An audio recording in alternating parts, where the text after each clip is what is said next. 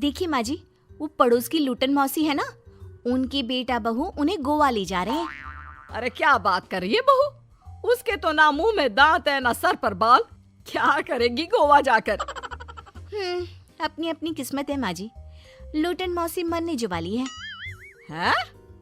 अरे बहू ये कैसा मरना हुआ जो पहले से ही पता है और ऊपर से गोवा भी घूमने जा रही है। बोला ना माँ जी, ये अपनी अपनी किस्मत है। बात हुई थी मेरी लूटन मौसी की बहू से, बोल रही थी कि चलो दवाई में जो पैसा लगेगा वो गोवा में लगा देते हैं। सास को बहू की बात से पता नहीं क्यों नफरत की बदबू आ रही थी, लेकिन वो कुछ नहीं कहती और कमरे में जाकर लेट जाती है। क्या बात है, लूटन के तो मजे ही मजे है। वैसे आइडिया बुरा नहीं है, थोड़े से पैसे लगाओ और सीधा गोवा की सैर। मैं भी चलती हूँ गोवा। अगले रोज सास तय वक्त पर उठती नहीं। अरे देखो जी, माँ जी अब तक उठी नहीं। आज दूध वाले से दूध और काम वाले के लिए दरवाजा मैंने ही खोला है। अब कम से कम माँ जी का ये तो सुख है कि सुबह जल्दी उठना नहीं पड़ता। अरे बड़ी अजीब हो तुम, मेरी माँ सुबह से उठी नहीं है और तुम्हें चिंता दूध और काम वाली की है। अरे तुम्हें चिंता है ना तो जाओ जाकर देखो क्या हो गया।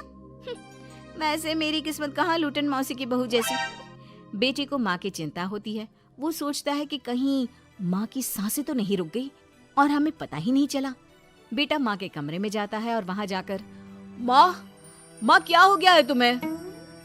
बेटा लग नहीं रहा कि अब मैं बचूंगी, लल्लन डॉक्टर के पास ले चले। अरे कैसी बात कर रही है माँ, तेरी तबीयत सीरियस है और मैं तुझे लल्लन झोला छाप डॉक्टर के पास ले जाऊं? ना ना ना। अरे तो कहाँ ले जाएगा बता दे, वहाँ एडवांस दे दिया है मैंने, वो क्या कहते हैं गूगल पे से। हैं? तूने क्यों पैसे दिए माँ? तुझे पता था क्या कि तू बीमार होने वाली है? सास को लगता है कि कहीं चोरी पकड़ी तो नहीं गई। वो हड़बड़ा जाती है और उसे पसीने निकलने लगते हैं। अरे माँ क्या हो गया, सर्दी में भी पसीने? लगता है तेरी तबीयत ज्यादा ही खराब है और लल्लन डॉक्टर पास ही में है, चल उसी को दिखा देता हूँ। माँ को लेकर बेटा डॉक्टर के पास जाता है, जहाँ माँ ने पहले ही पैसे देकर सेटिंग कर रखी थी। डॉक्टर के क्लिनिक में जाते ही डॉक्टर की ओवर एक्टिंग की दुकान खुल जाती है। हाय राम माँ जी, हे भगवान, अब तो कुछ नहीं हो सकता, ये तो मरने वाली है बेटा। हैं? ओए डॉक्टर है इसलिए इज्जत से बात करूंगा, नहीं तो मेरी माँ को देखे बिना ये बकवास करने के लिए तेरे मुंह में घूसा मार देता। अरे ना ना बेटा ऐसे मत बोल, वो डॉक्टर है, उसे वो दिख जाता है जो किसी को नहीं दिखता। हाँ माँ शायद तू ठीक बोल रही है। डॉक्टर क्या दिखा आपको? हमारे डॉक्टर जी, जिन्होंने पहले से ही माँ से बोलने के पैसे ले रखे थे। यमराज, काला भैंस, वो तुम्हारी माँ को ले जा रहा है, ले जाओ इन्हें। यार माँ ये डॉक्टर ही या तांत्रिक, क्या क्या बोला जा रहा है? अरे बेटा वो डॉक्टर है, उसे वो दिखता है जो किसी को नहीं दिखता। इनकी हर इच्छा पूरी करो, क्योंकि यम नहीं चाहते कि इनकी कोई भी इच्छा को अधूरी रखा जाए। निराश मन से बेटा माँ को लेकर घर आता है। माँ आज से मैं ऑफिस नहीं जाऊंगा, चल तुझे वो झूले वाले पार्क में ले चलता हूँ जहाँ तू पिताजी के साथ जाया करती थी। ठीक है बेटा चल, लेकिन साथ में वो बीड़ी का बंडल रख लेना, तेरे पिताजी वहीं झाड़ी में पिलाते थे मुझे। हैं? माँ कैसी बात कर रही हो? वैसे भी जीवन के 4 दिन बचे हैं और तुम। अरे देख बेटा, ना पिलानी तो ना पिला, लेकिन सुना ना तूने डॉक्टर ने क्या कहा कि मेरी कोई इच्छा खाली नहीं रहनी चाहिए। अरे वैसे बेटा 4 दिन की जिंदगी है, न जाने कब मौत आ जाए। माँ के मुंह से मौत का नाम सुनकर बेटा गंभीर हो जाता है, उसकी आंखें लाल हो जाती है। वो माँ का हाथ पकड़ लेता है। माँ को भी लगता है कि उसकी मौज मस्ती कहीं बेटे को डिप्रेशन में ना डाल दे। देख लल्लन का फोन आया था, बोल रहा था कि हो सकता है मौत ना भी आए, पर इच्छा पूरी करके रख दे, जब जाऊंगी तब तृप्त होकर जाऊंगी। क्यों? तभी बहू की आवाज आती है, माँ जी आपकी फेवरेट गट्टे की सब्जी बनाई है। सास खाने के टेबल पर जैसे ही बैठने वाली होती है, बहू उनकी चेयर पीछे करती है और प्यार से बिठाती है। बहू शांत हो जाती है। वो माँ को बस देखती है और उनकी हर बात मानती है। रात को जब सास सोने जाती है तो, माँ जी मैं आपके पैर दबा देती हूँ, आज आप डॉक्टर के पास गई थी, थक गई होंगी ना। बहू का प्यार देखकर सास को हैरानी होती है। वो समझ नहीं पाती कि जो बहू उनके मरने को अपना भाग्य बताती थी, वो आज जब सास मरने वाली है तो दुखी क्यों हो रही है। क्या सोच रही है माँ जी? यही ना कि मैं ऐसा क्यों कर रही हूँ। माँ जी मैंने आपको हमेशा अपनी माँ माना है।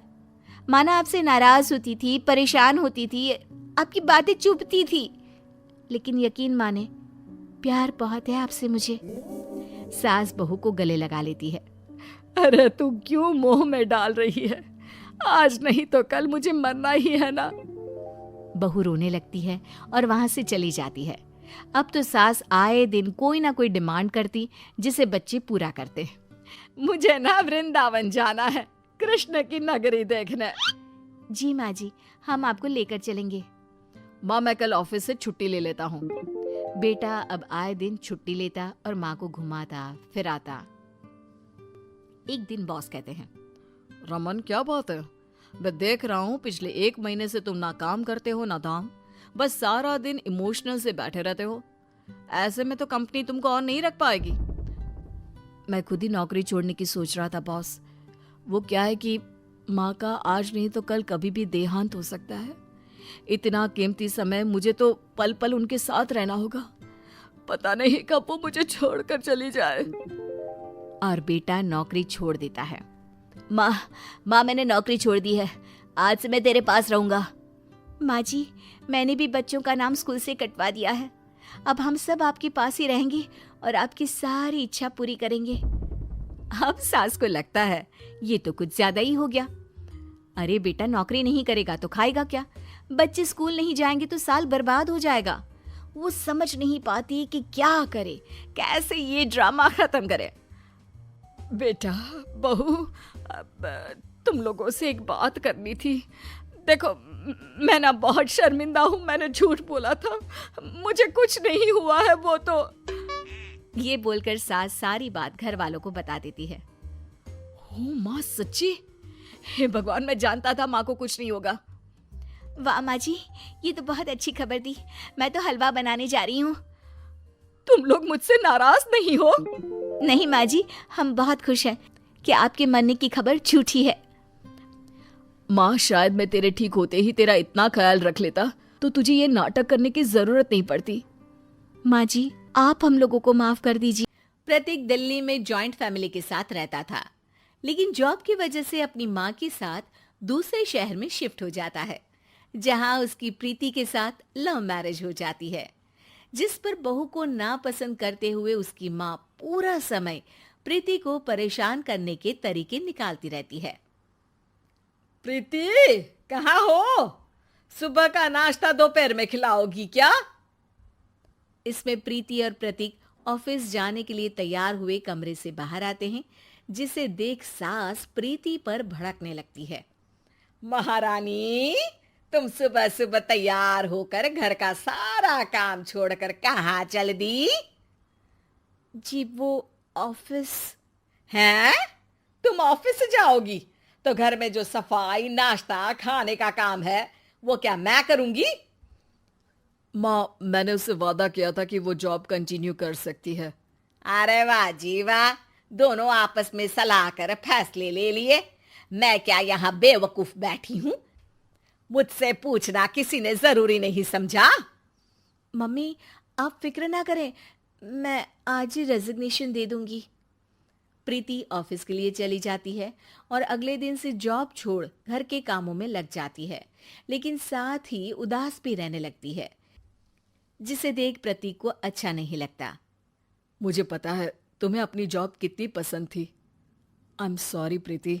अरे कुछ नहीं होता, बस मम्मी खुश रहनी चाहिए। अब प्रीति अपनी सास को खुश करने और उनका दिल जीतने की जी तोड़ कोशिश करती रहती है, पर सास कभी उससे सीधे मुंह बात तक नहीं करती। इसी तरह दिन बीतने लगते हैं। एक शाम प्रतीक ऑफिस से परेशान घर वापस आता है। माँ, चाची का फोन आया था। दादी की तबीयत बहुत खराब है, हमें दिल्ली जाना होगा। पति की बात सुन प्रीति तो पैकिंग शुरू भी कर देती है, पर माँ वहीं बूत बनी खड़ी रह जाती है। लगता है मम्मी अपनी सास से बहुत प्यार करती हैं, तभी उनके बीमार होने की खबर सुन शॉक में आ गई। ये प्यार नहीं, परेशानी है। तुम तो ऐसे सोचो कि अब से जब तक दिल्ली में हो तुम्हारे अच्छे दिन शुरू। अच्छा, ऐसा क्या है दिल्ली में? वो तुम्हें कुछ ही घंटों में पता चल जाएगा। सास के रिएक्शन और पति की बात से कंफ्यूज्ड प्रीति दोबारा पैकिंग में लग जाती है, जिसके बाद कुछ घंटों का सफर तय कर तीनों दिल्ली पहुंच जाते हैं, जहां घर के अंदर पहुंचते ही लोगों की भीड़ देख प्रीति परेशान हो जाती है। हे भगवान, इतनी भीड़! प्रतीक, कहीं तुम्हारी दादी को कुछ हो तो नहीं गया ना? पागल, ये भीड़ नहीं, मेरा परिवार है। क्या इसे तुम परिवार कहते हो? अरे इसे तो जिला घोषित कर देना चाहिए। तुम्हारा परिवार का तो अपना पर्सनल बिग बॉस बन सकता है। हैरान परेशान प्रीति परिवार वाले सदमे से बाहर निकली भी नहीं होती कि सिर पर पल्ला रखे शांत तरीके से सबके साथ बात करते हुए अपनी सास को देख उसे दूसरा सदमा लग जाता है। हाय राम, ये मम्मी का ऐसा भी कोई रूप है? ये तो मुझे पता ही नहीं था। ये तुम्हारी सास का ससुराल है। तभी प्रतीक की बहन बोल पड़ती है। यहाँ आपको ऐसी ऐसी चीजें देखने मिलेंगी जो सपने में भी सोची नहीं होंगी। हाँ, ये कुछ दिन तो बहुत इंटरेस्टिंग लग रहे हैं। सब एक साथ दादी के कमरे में जाते हैं, जहां पहुंचते ही उसे दादी की आवाज सुनाई देती है। क्यों रे, सास से मिलने की फुर्सत मिल गई? दूसरे शहर जाकर छूट क्या मिली? तुम तो भटकता पंछी बन गई। इतने समय में ये तक नहीं पूछा कि जिंदा भी हूं या मर गई। प्रीति की सास अपनी सास के पैर छूती है। अरे कैसी बात कर रही है मम्मी, आपको तो मेरी उम्र भी लग जाए। अरे बस कर, ये झूठी उम्र देने वाली बातों का दिखावा ना कर। तेरा बस चले ना तो जो मेरी बची कुची जिंदगी है वो भी अभी खत्म कर दे। अरे बहू कहाँ है? इस पर सास प्रीति को दादी से मिलवाती है। दादी प्रीति को बहुत प्यार देती है। क्यों बहू, तेरी ये सास परेशान तो नहीं करती ना? अगर करती है तो अभी बता दे, मैं इसकी क्लास लगा दूंगी। अरे कैसी बात कर रही है माँ जी, भला मैं क्यों किसी को परेशान करूंगी। प्रीति अपनी सास का ये रूप एंजॉय कर ही रही होती है कि तभी चाची वहां आकर प्रीति को अपने साथ ले जाती है। सास की क्लास लगते देख जो खुशी मिल रही थी वो तुम्हारे चेहरे से साफ पता चल रही थी, इसीलिए ले आई। क्योंकि अगर उन्हें पता चल जाता तो तुम्हारी खैर नहीं थी। थैंक यू चाची जी।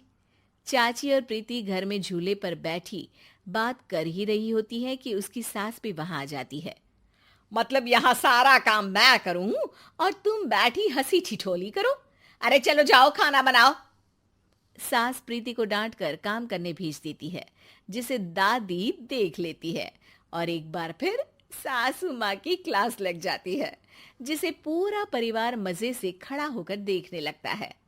क्यों रे, मैंने तुझे काम बोला और तू उस बच्ची को परेशान कर रही है?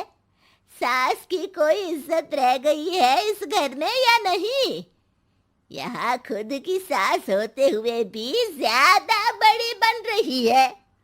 अब नहीं मम्मी जी, मैं तो बस थोड़ी मदद के लिए बोल रही थी। सास रसोई में जाकर काम करने लगती है और दादी प्रीति को लेकर वहां से चली जाती हैं। इसी तरह एक हफ्ता बीत जाता है, जिसमें दादी अपनी बहू को डर, इज्जत और प्यार का फर्क समझाती रहती है और प्रीति उसका मजा लेती है।